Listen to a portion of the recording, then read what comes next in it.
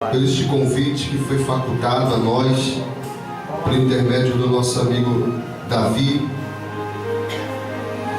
E estamos aqui para cooperar, né, irmãos? Cooperar. Ninguém que está aqui é maior, é menor. Todos nós somos servos. E viemos buscar um projeto, algo especial da parte de Deus. É, irmãos? Primeira epístola do apóstolo João, capítulo de número 2, versículo de número 15. É conhecido por todos, porém tem uma grande revelação para nós nesta madrugada. Podemos ler? Não ameis o mundo, nem as coisas que há no mundo. Se alguém ama o mundo, o amor do meu Pai não está nele. Vamos repetir? Não ameis o mundo, nem a... Se alguém ama o mundo, o amor do Pai não está nele. Não ameis o mundo, nem as coisas que há no mundo. Se alguém ama o mundo, o amor não está nele. Feche os seus olhos nesta noite. Ó Deus Todo-Poderoso, quero te agradecer, Senhor, por esta oportunidade que o Senhor nos concede em plena madrugada de poder e autoridade. Aqui estão os teus filhos. Nós cremos e temos a certeza que cada pessoa que adentrou a esta porta, Senhor, não veio em vão a este santuário, meu Deus. Veio te adorar em primeiro plano, Senhor, e depois veio apresentar as suas causas diante do teu altar, meu Deus. Senhor, estamos vivenciando um tempo difícil, um tempo de trevas, um tempo de peleja. Nós, como igreja do Senhor, meu Pai, no nome de Jesus Cristo, o teu Filho, precisamos buscar um refúgio, precisamos nos encher do teu poder, da sua autoridade. É por isso que aqui estamos nesta noite, Senhor. Oh Deus Todo-Poderoso, venha repreender toda a seta maligna contra cada um que aqui está, meu Senhor, no decorrer até o final desta grande vigília, Senhor, aqui no João 23, que o Senhor possa cada vez mais crescer e cada um de nós diminuir, porque a glória do Senhor está aqui. Podemos contemplar os sinais em cada oportunidade. O brilho da tua glória resplandece no rosto de cada crente que aqui está, pois o coração destas pessoas, eu quero crer, não está fechado, porém está aberto para receber o maná que desce do céu para a glória do teu nome. Senta para a glória de Deus e me dá um minuto da sua atenção. Vamos meditar concernente o texto que nós tomamos por base. Eu peço a sua ajuda, eu peço a sua atenção, para que no decorrer das explicações podemos adquirir da parte de Deus uma porção objetiva, clara, contundente das revelações divinas que desce do alto céus, aonde Deus habita. Nós acabamos de ler um versículo que é conhecido por todos que gostam de ler a Bíblia Bíblia Sagrada, na primeira epístola do apóstolo São João. Eu preciso explicar isso a vocês. Há uma grande diferença entre epístola e carta. Há uma grande diferença entre a palavra carta e epístola. A direção da carta e da epístola é um rumo totalmente diferente. A carta, quando era escrita, era direcionada ao pastor da igreja. Por exemplo, na Bíblia Sagrada está escrito, no livro do Apocalipse, as cartas que foram escritas e foram enviadas a cada pastor da igreja da Ásia Menor. Quando uma carta era escrita e quando chegava na mão do pastor da igreja, a única pessoa que tinha a ousadia de ler a carta era o pastor. Porém, queridos, por outro lado, há uma grande diferença da epístola. A epístola tem uma direção totalmente diferente. A epístola era lida por toda a igreja. Se o Senhor Jesus fosse usar o mesmo método do tempo passado, se ele usasse os santos homens de Deus que foram usados pela direção do Espírito Santo para compor novamente uma epístola, e ele escrevesse essa epístola e chegasse até nós nesta madrugada de poder, todos quantos estão presentes nesta madrugada iria ler e ouvir a revelação da epístola. Porém, nessa epístola que lemos deste homem de Deus chamado João, na primeira epístola, ele traz um recado da parte do Senhor para toda a igreja da Ásia Menor. Presta atenção que a coisa é interessante nesta madrugada. Ele chega a dizer uma palavra de advertência para o povo da sua época. E qual é a palavra? Ele chega a dizer: não ameis o mundo, não ameis o mundo.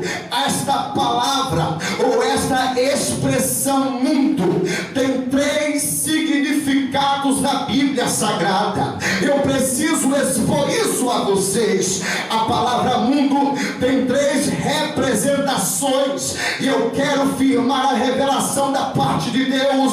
E uma das revelações, a primeira revelação ou representação do nome mundo na Bíblia, a palavra mundo na Bíblia representa planeta, representa planeta, representa planeta. A segunda verdade da palavra mundo na Bíblia Sagrada representa pessoas, representa a humanidade. Moças, senhoras e senhores, vocês se lembram quando Jesus estava numa certa feita dialogando com Nicodemos? Ele chegou a dizer, e João escreveu no seu evangelho, no capítulo 3 e versículo 16, às vezes nós usamos esse versículo para evangelizar. Jesus disse para Nicodemos, foi ele que disse: Deus amou o mundo de uma tal maneira. Quando Jesus disse esta expressão a Nicodemos,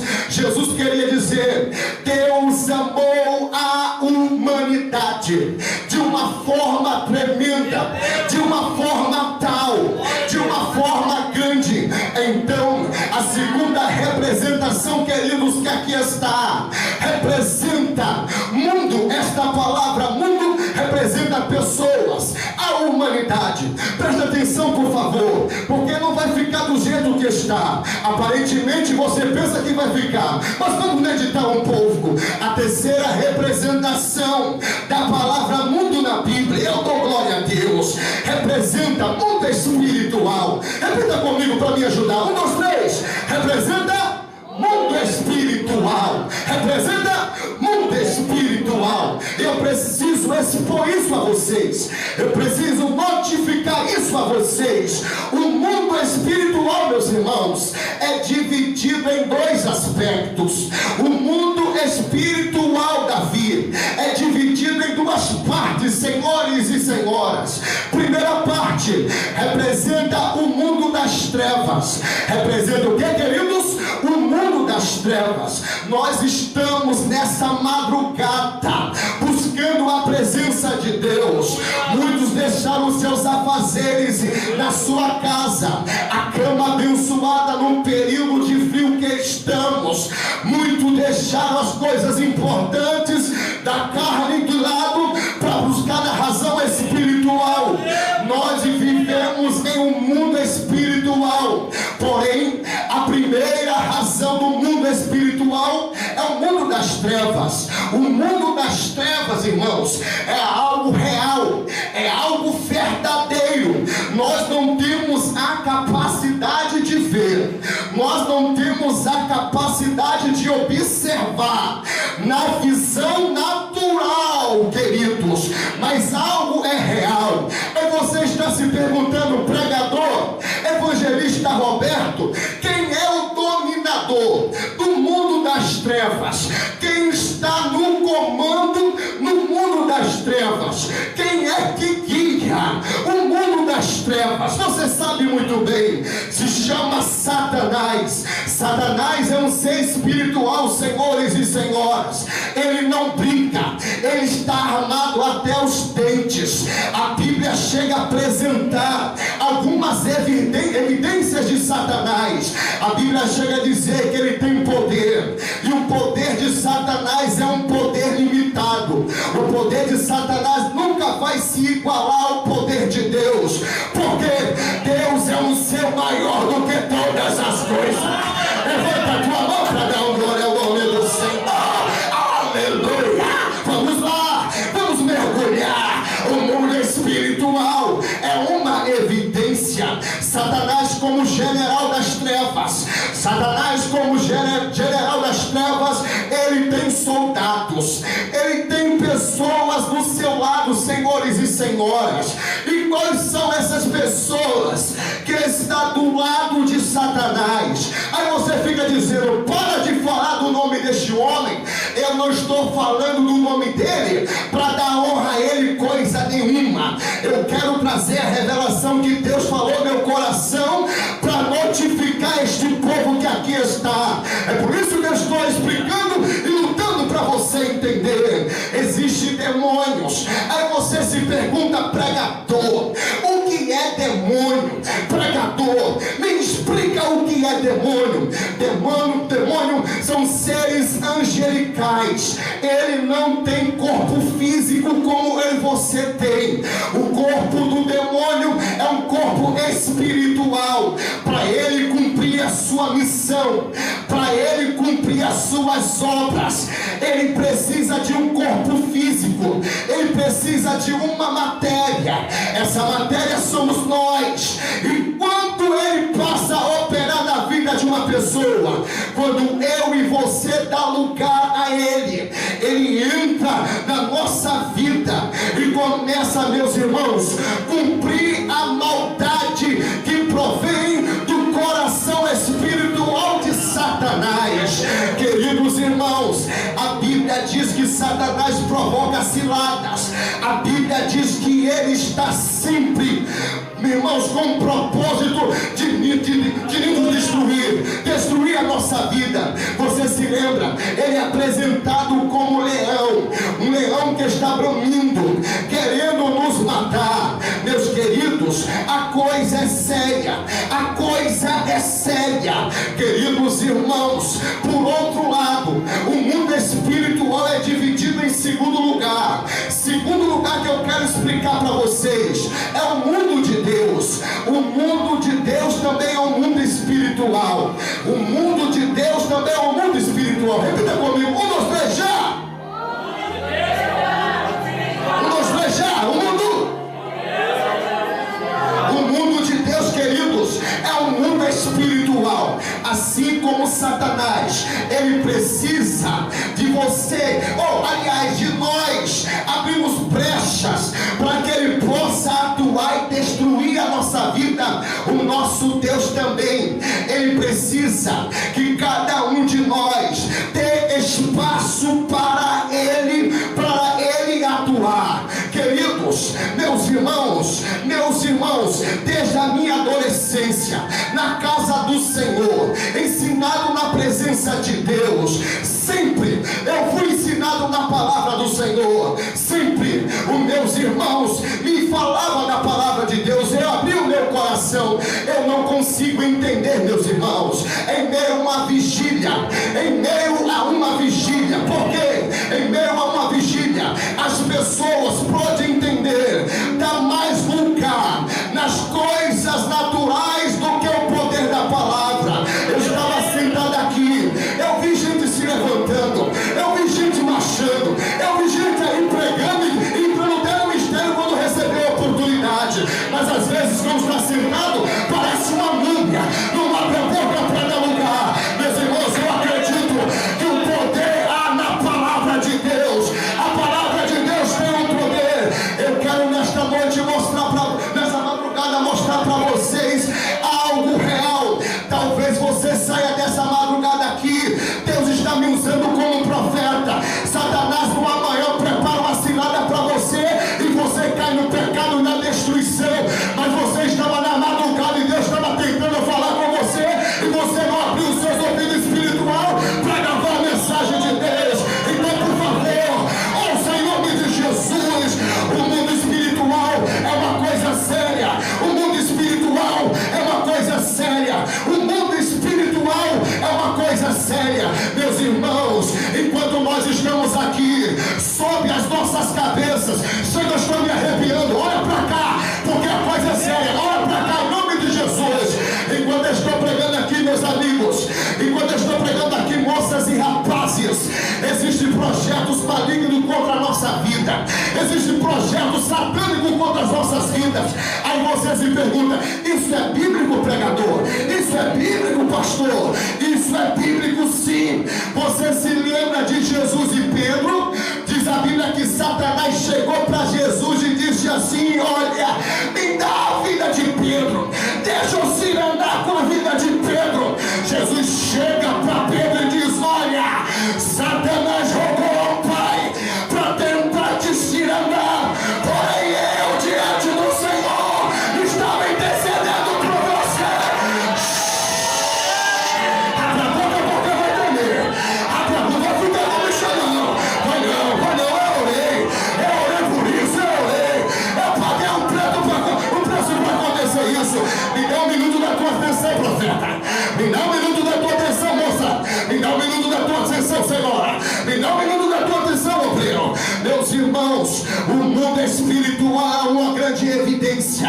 O mundo espiritual é uma grande realidade. Às vezes estamos assentados em uma condução e às vezes Satanás está trabalhando. Ele procura brecha na nossa vida. Meus queridos irmãos, a coisa é séria. Às vezes as brigas, as contendas, as iras que surgem do nosso coração, a gente fica a dizer: isso é coisa natural. Às vezes é natural, mas às vezes a nuvem de demônio. Quando já leram o Salmo 91, quando o salmista diz assim, que a praga a meio-dia, quando já leram essa parte, a praga a meio-dia, é uma grande evidência. Tudo no reino espiritual é sério. Tudo no reino espiritual é sério. Até a tua palavra que tu fala é algo sério. Até a tua palavra que você fala com alguém que está do teu lado é coisa séria. A Bíblia diz que nós temos a capacidade de abençoar e de amaldiçoar. A Bíblia diz que uma fonte não pode jorrar dois tipos de água: ou sai água boa